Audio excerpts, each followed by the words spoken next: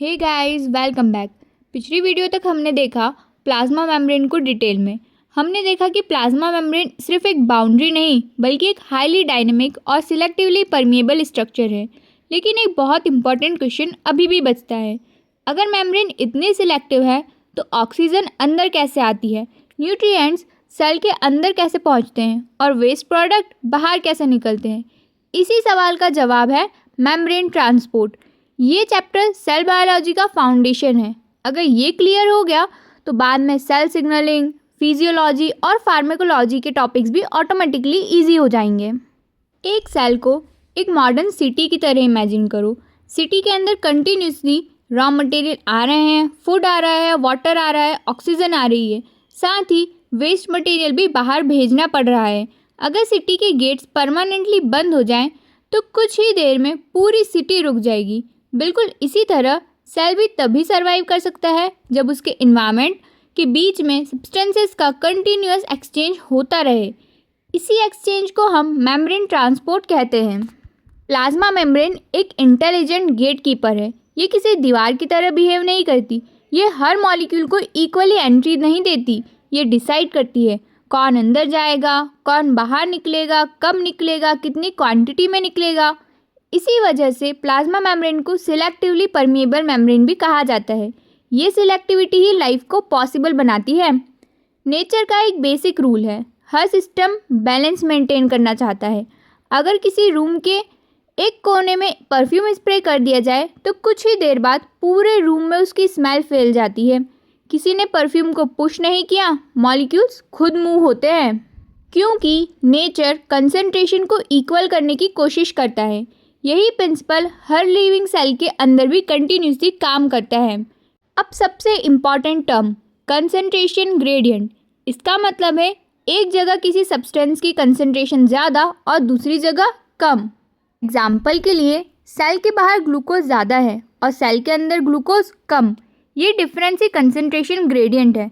जब तक ये डिफरेंस एग्जिस्ट करेगा मॉलिक्यूल्स नेचुरली हाई कंसंट्रेशन से लो कंसंट्रेशन की तरफ मूव करेंगे। ये बायोलॉजी का एक गोल्डन प्रिंसिपल है, high concentration to low concentration. हर एग्जाम में ये लाइन ज़रूर से याद होनी चाहिए।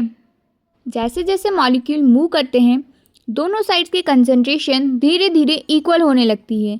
एक स्टेज आती है जहाँ दोनों तरफ कंसंट्रेशन सेम हो जाती है। इस स्टेट को कहते हैं डायनेमिक इक्विलिब्रियम। ध्यान रहे, इक्विलिब्रियम का मतलब मूवमेंट बंद होना नहीं है। मूवमेंट दोनों डायरेक्शन में चलती रहती है, बस नेट मूवमेंट ज़ीरो हो जाता है। अब सिर्फ कंसंट्रेशन ही इम्पॉर्टेंट नहीं होती, कई मॉलिक्यूल चार्ज्ड भी होते हैं, जैसे सोडियम, पोटेशियम, कैल्शियम, क्लोराइड। इन आयंस की मूवमेंट को दो चीज़ों से डिसाइड होती है, concentration difference and electrical charge difference. इन दोनों को मिलकर बोलते हैं इलेक्ट्रोकेमिकल ग्रेडियंट। ये कॉन्सेप्ट आयन ट्रांसपोर्ट और नर्व फिजियोलॉजी दोनों का फाउंडेशन है। अब तक हमने सिर्फ मॉलिक्यूल की नेचुरल टेंडेंसी देखी, लेकिन हर ट्रांसपोर्ट नेचुरल नहीं होता। सेल के पास दो मेजर मैकेनिज्म होते हैं, passive transport and active transport. Passive transport में मॉलिक्यूल्स अपनी नेचुरल डायरेक्शन में मूव करते हैं, हाई कंसंट्रेशन से लो कंसंट्रेशन। सेल को एनर्जी स्पेंड नहीं करनी पड़ती। एक्टिव ट्रांसपोर्ट में कभी कभी सेल के मॉलिक्यूल्स को उल्टा मूव करना पड़ता है, low concentration to high concentration. ये नेचुरल डायरेक्शन के अपोजिट होता है, इसलिए सेल को एनर्जी स्पेंड करनी पड़ती है। यह एनर्जी जनरली एटीपी से आती है, इसी वजह से इसे एक्टिव ट्रांसपोर्ट कहते हैं। हर मॉलिक्यूल डायरेक्टली मेम्ब्रेन को क्रॉस नहीं कर सकता। इस क्लास में हम सीखेंगे कि धीरे धीरे कैसे मॉलिक्यूल्स ट्रैवल करते हैं, कैसे ऑक्सीजन बिना किसी एनर्जी के मेम्ब्रेन को क्रॉस करती है, कैसे वाटर मूवमेंट ऑस्मोसिस के थ्रू होता है, कैसे sodium potassium pump continuously ATP का यूज़ करते हैं और कैसे पूरा सेल अपना इंटरनल इन्वायरमेंट स्टेबल रखता है। ये सब एक ही प्रिंसिपल पर कनेक्टेड है, मेम्ब्रेन ट्रांसपोर्ट। नेचर का एक सिंपल सा रूल है, जहाँ एनर्जी बच सकती है वहाँ नेचर कभी अननेसेसरी एनर्जी स्पेंड नहीं करता। इसी प्रिंसिपल पर पैसिव ट्रांसपोर्ट बेस्ड है। यहाँ मॉलिक्यूल्स अपनी नेचुरल डायरेक्शन में मूव करते हैं, सेल को एटीपी स्पेंड करने की ज़रूरत नहीं पड़ती, इसीलिए पैसिव ट्रांसपोर्ट कहा जाता है। Passive transport is the movement of substance across the membrane without the expenditure of metabolic energy. अब देखते हैं types of passive transport. Passive transport mainly 3 form में होता है, simple diffusion, facilitated diffusion and osmosis. ये तीनों एक ही फैमिली के मेंबर्स हैं। डिफरेंस सिर्फ मूवमेंट के मैकेनिज्म में आता है। सबसे पहले सिंपल डिफ्यूजन, ये मेम्ब्रेन ट्रांसपोर्ट का सबसे बेसिक मैकेनिज्म है। इसमें मॉलिक्यूल्स डायरेक्टली फॉस्फोलिपिड बाइलेयर को क्रॉस करते हैं। किसी प्रोटीन की ज़रूरत नहीं होती, किसी एटीपी की भी ज़रूरत नहीं होती, सिर्फ कंसंट्रेशन ग्रेडियंट ही मूवमेंट को ड्राइव करता है। यहाँ सिर्फ वही मॉलिक्यूल्स डिफ्यूज़ कर सकते हैं जो स्मॉल हो, नॉन पोलर हो और लिपिड सॉल्यूबल हो, जैसे oxygen, carbon dioxide, nitrogen and steroid hormones. ये मॉलिक्यूल्स मेम्ब्रेन के लिपिड बाइलेयर में डिसॉल्व होकर इजीली पास कर जाते हैं। अब कुछ फैक्टर्स हैं जो डिफ्यूजन की स्पीड को अफेक्ट करते हैं। सबसे पहला कंसंट्रेशन ग्रेडियंट, डिफरेंस जितना ज़्यादा डिफ्यूजन उतनी फास्ट होगी। नेक्स्ट है टेम्परेचर, अगर टेम्परेचर बढ़ेगा तो मॉलिक्यूल की काइनेटिक एनर्जी भी बढ़ेगी और डिफ्यूजन फास्ट हो जाएगा। सरफेस एरिया अगर ज़्यादा होगा तब भी ट्रांसपोर्ट ज़्यादा होगा, और अगर डिस्टेंस कम होगा तो मूवमेंट फास्ट होगी, डिस्टेंस ज़्यादा तो मूवमेंट स्लो। ये सब पार्ट सी के कॉन्सेप्ट बेस्ड क्वेश्चन के लिए बहुत इंपॉर्टेंट है। अब एक प्रॉब्लम आती है, ग्लूकोज, अमीनो एसिड और आयंस ये डायरेक्टली मेम्ब्रेन क्रॉस नहीं कर सकते, लेकिन सेल को तो इनकी भी ज़रूरत है। नेचर ने इसका भी सॉल्यूशन निकाला, फैसिलिटेटेड डिफ्यूजन। यहाँ एटीपी फिर भी यूज़ नहीं होती, लेकिन मेम्ब्रेन प्रोटीन्स की हेल्प ली जाती है, जैसे चैनल प्रोटीन्स। ये मेम्ब्रेन में टनल बना देते हैं। आयंस या वाटर उस टनल के थ्रू मूव करते हैं। मूवमेंट हमेशा कंसंट्रेशन ग्रेडियंट के अकॉर्डिंग होता है। एटीपी नहीं लगती है।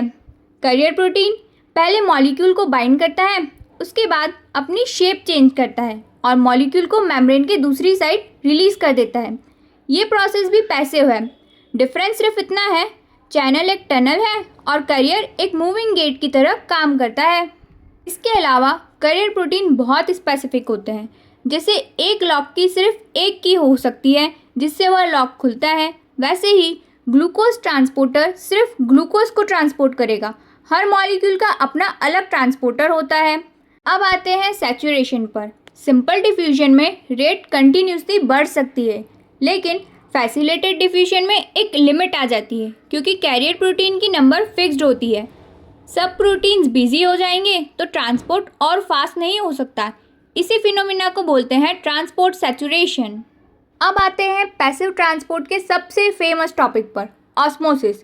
यहाँ ट्रांसपोर्ट मॉलिक्यूल नहीं, वाटर का होता है ऑस्मोसिस। इसकी डेफिनेशन है, osmosis is the movement of water across a selectively permeable membrane from a region of higher water potential to a region of lower water potential. Simple language में बोले तो water dilute solution से concentrated solution की तरफ move करता है।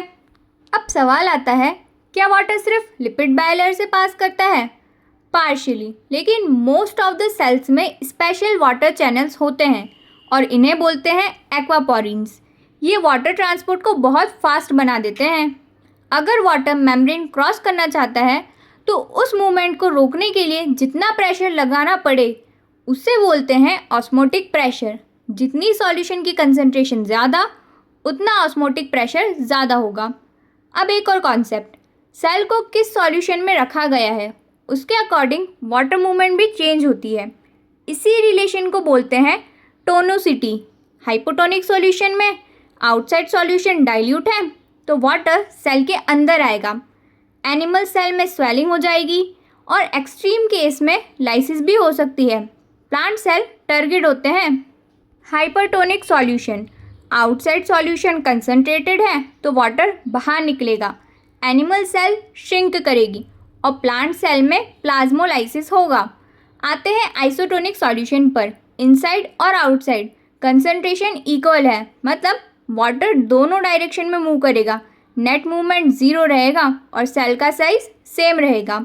ये comparison बहुत पूछा जाता है क्योंकि एनिमल सेल के पास सेल वॉल नहीं होती, इसलिए हाइपोटोनिक सॉल्यूशन में फट सकती है। प्लांट सेल के पास रिजिड सेल वॉल होती है, इसलिए वो टर्गिड हो जाती है। ये डिफरेंस हमेशा याद रखना। सोचो एक हिल स्टेशन है, लोग नेचुरली भीड़ वाली जगह से खाली जगह की तरफ चले जाते हैं, कोई उन्हें पुश नहीं करता। यही है डिफ्यूजन। अब सोचो, एक मेट्रो गेट है, एंट्री सिर्फ गेट के थ्रू पॉसिबल है, ये हुआ फैसिलिटेड डिफ्यूजन। और अगर पानी नीचे की तरफ बह रहा है, ये ऑस्मोसिस की तरह नेचुरल मूवमेंट हो गया। बहुत इजी हो गया ना याद करना। इसी के साथ पैसिव ट्रांसपोर्ट तो यहीं कंप्लीट होता है। नेक्स्ट वीडियो में हम देखेंगे एक्टिव ट्रांसपोर्ट। तब तक के लिए आप पैसिव ट्रांसपोर्ट से रिलेटेड सारे क्वेश्चन लगाइए और पढ़ते रहिए। मिलते हैं नेक्स्ट वीडियो में। Thank you so much for watching.